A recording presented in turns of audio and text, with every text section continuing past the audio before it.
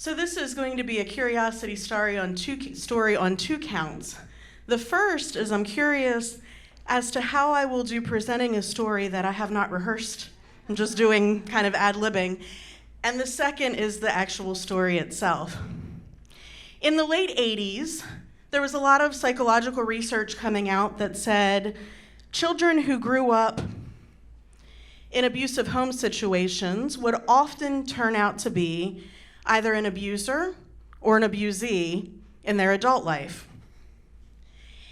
And as this research was becoming out, it seemed to be being shared with everyone. And I think in more recent years, they've learned that probably telling children when they're in therapy for abuse that was the statistic may not be the best idea. So I think that's kind of tapered off a little bit. But back in the early 90s, when I started counseling and started going to groups for girls and things like that, this was something that was still coming out quite a bit.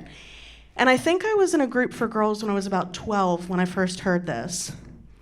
And I wouldn't call it curiosity. It was more like an obsession. I wanted to know why.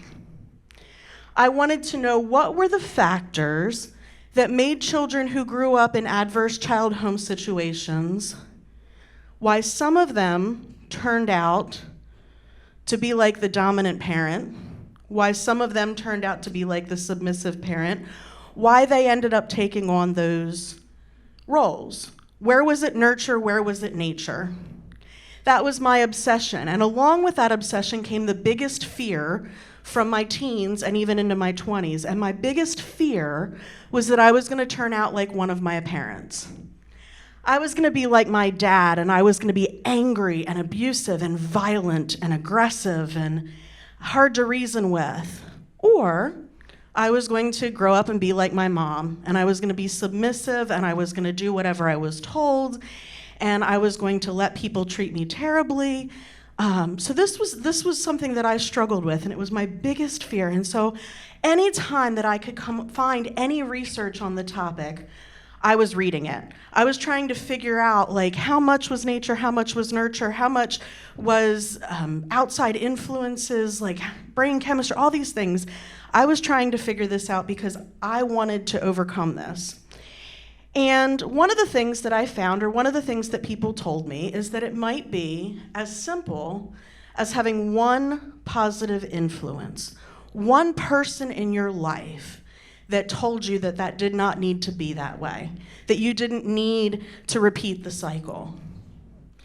And for me, maybe that made sense because that was my grandmother through and through. My grandmother was my world, and she told me from early on I could do whatever I wanted, I could be whoever I wanted. And she was that loving and nurturing support for me. And so I don't know. I'm not sure if that's really what it is or not, or if that's a part of it. There are so many factors that go into that. And I studied it when I did my undergrad in psychology, and I still would see individuals from same home environments, and one would really be thriving and one would really be struggling.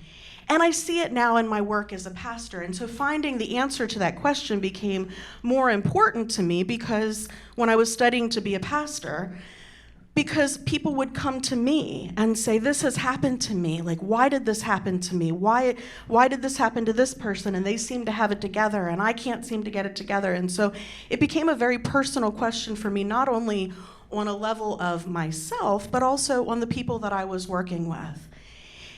And I came to the conclusion that the best thing to do when someone asks you a question that you don't know the answer to is to say, I don't know. And so that's what I say. We can talk about it. I'm happy to hear stories. I'm happy to share. But at the end of the day, I don't know. But the curious thing is, how much does that one positive person in your life make that big of a difference? I don't know if it can change the whole world for someone. It seems to be that that was the case for me. But it seems like it's worth a shot. So be that one person. Be that positive influence. Tell someone around you that they can do it, that they can overcome whatever they're struggling with, because it just might be that positive influence can change their life forever. Thank you.